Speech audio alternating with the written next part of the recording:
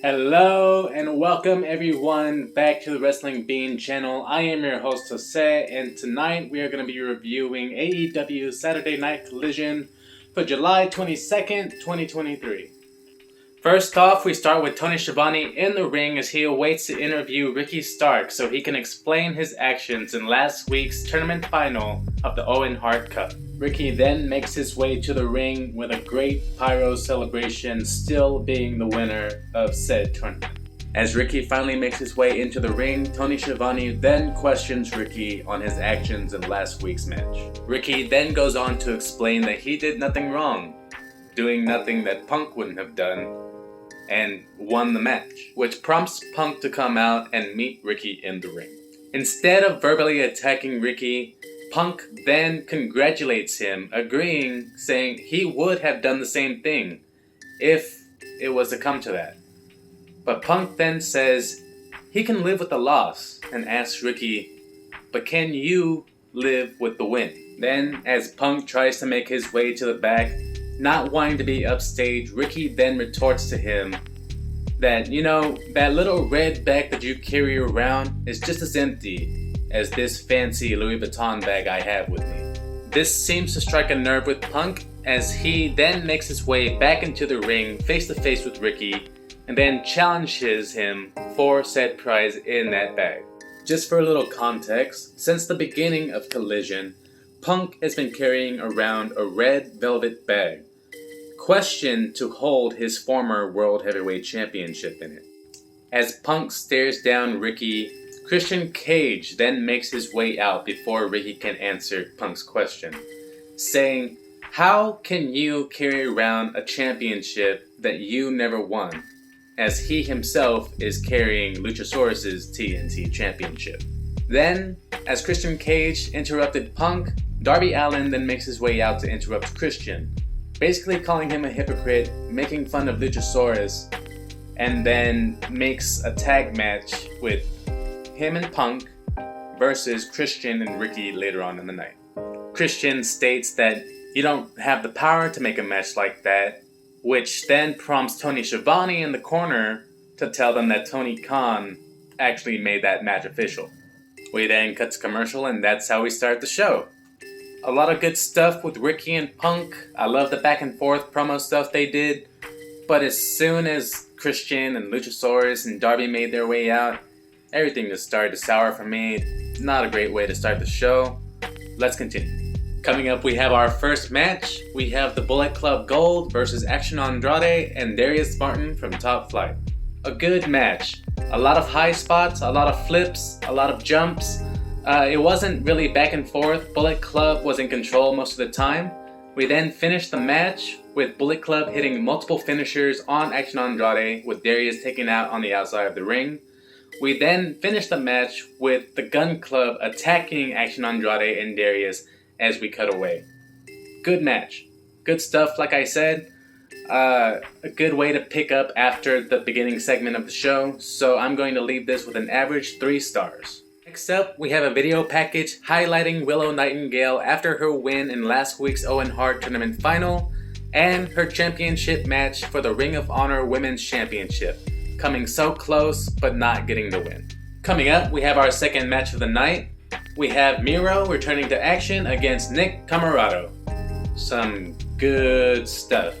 We had Nick Comoroto attack Miro on the ramp just before the bell, just to have it all come short and have Miro come back with a huge suplex and a super kick for him to lock in the game over submission, camel clutch variant, for the win. Very quick, very fast paced, but the energy is starting to pick back up. I'm going to give this an average 3 stars as well. Next up, we have another video package of FTR highlighting their time here in AEW from the beginning till now of their current championship reign.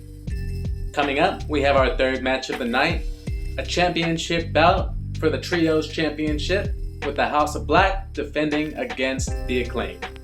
Just before the match, we get some good bars by Max Caster as he wraps his way down to the ring, just to get cut short by Buddy Matthews and the rest of the House of Black as they try to get the Acclaimed into the ring to start the match. The House of Black then continues to dominate the Acclaimed throughout the rest of the match, hitting their finishers with Brody King landing a huge clothesline on Daddy Ass, and then Malachi hits the Black Mask for the win, retaining the Trios Championship. As the House of Black make their way to the back, we then cut to Daddy Ass as he sits in the ring, taking off his boots, crying, saddened, and then leaves the boots in the ring, walking out past the Acclaim, leaving us to wonder, is Billy Gunn gonna retire?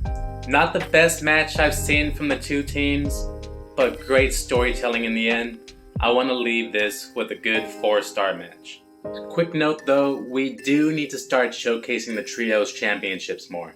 I feel like they're getting lost in the shuffle. Coming up, we cut to Tony Schiavone in the ring again as he awaits FTR, so FTR can congratulate MJF and Adam Cole in their win for the Blind Tag Team Eliminator Tournament, setting up their future championship match.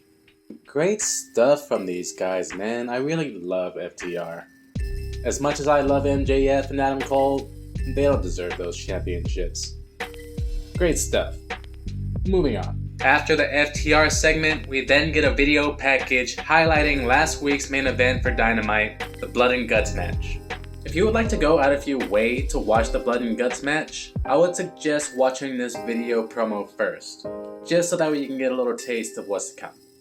After our recap of the Blood and Guts match, we then move on to our fourth match of the night, Sky Blue vs. Taya Valkyrie. A good match, a good back and forth between the two. Sky is getting a lot better. Although after one too many mess-ups, Valkyrie does get the upper hand and beats Sky with a curb stomp, pinning her 1, 2, 3, and yeah, pretty good match.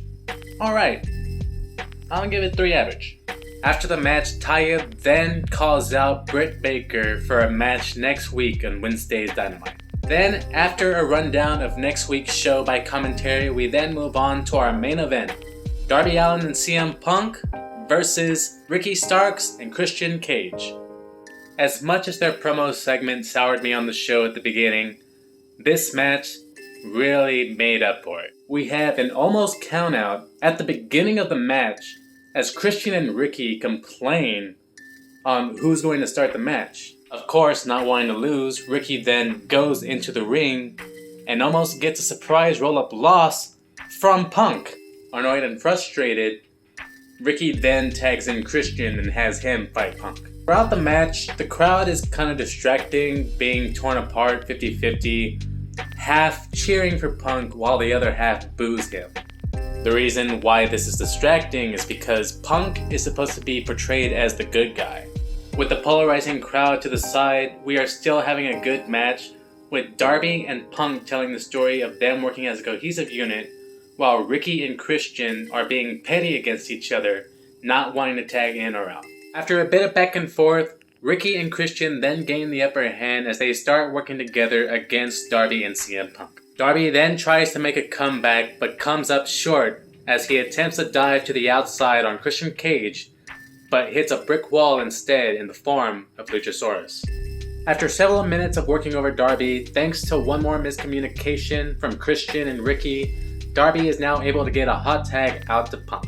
We then get another back and forth segment between the two teams, ending with Ricky hitting Darby out of the air with a spear, and then, after a bunch of near roll-ups, gets the pin yet again behind the ref's back, holding on to that bottom rope. We then end the show with the heels on top of the ramp and the faces in the ring cheated in defeat. Now, this match makes up for the beginning promo at the start of the show, although I do now expect better things to come out of this. We'll see how it goes. I'll leave this match with 4 stars. Overall, it's a decent show.